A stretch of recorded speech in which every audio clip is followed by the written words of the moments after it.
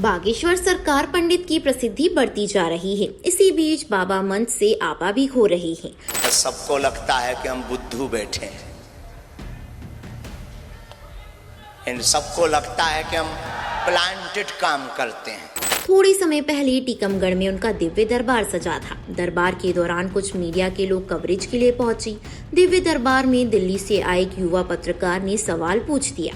इस पर बाबा का पारा चढ़ गया है। बाबा ने मंच पर बुलाकर उस पत्रकार को सरेआम जलील किया। इसके साथ ही अभद्र भाषा का प्रयोग किया।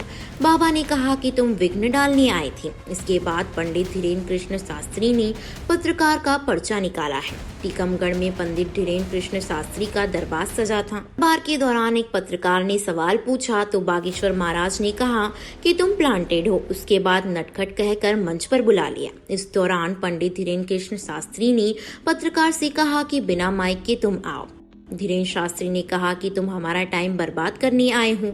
मंच पर आने के बाद उससे कहा कि अब हमारा प्रोटोकॉल चलेगा।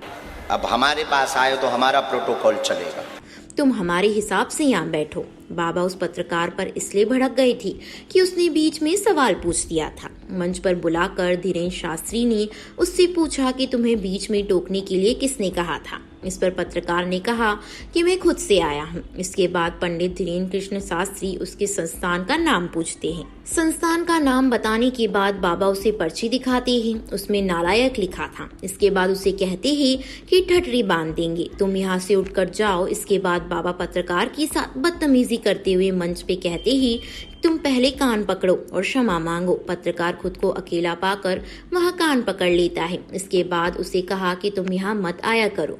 बाबा फिर से उससे कहते हैं कि एक पर्चा है और तुम्हारा, हम कच्ची गोली नहीं खेलते। दोबारा पत्रकार सवाल पूछता है। बाबा फिर से जवाब देते हैं। इसके बाद उससे कहते हैं कि तुम फिर क्षमा मांगो।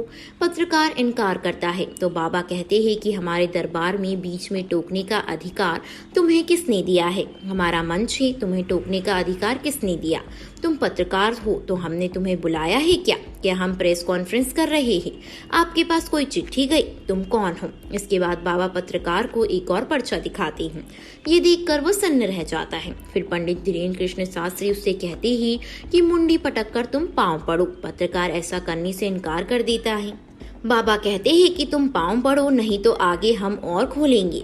इस पर पत्रकार कहता है कि व्यक्तिगत मत होइए। इसके बाद पत्रकार मौखिक रूप से क्षमा मांगता है। मैं अब सवाल नहीं करूंगा। पंडित धीरेन्द्र कृष्ण शास्त्री ने कहा कि हमारे चक्कर में फंसना मत।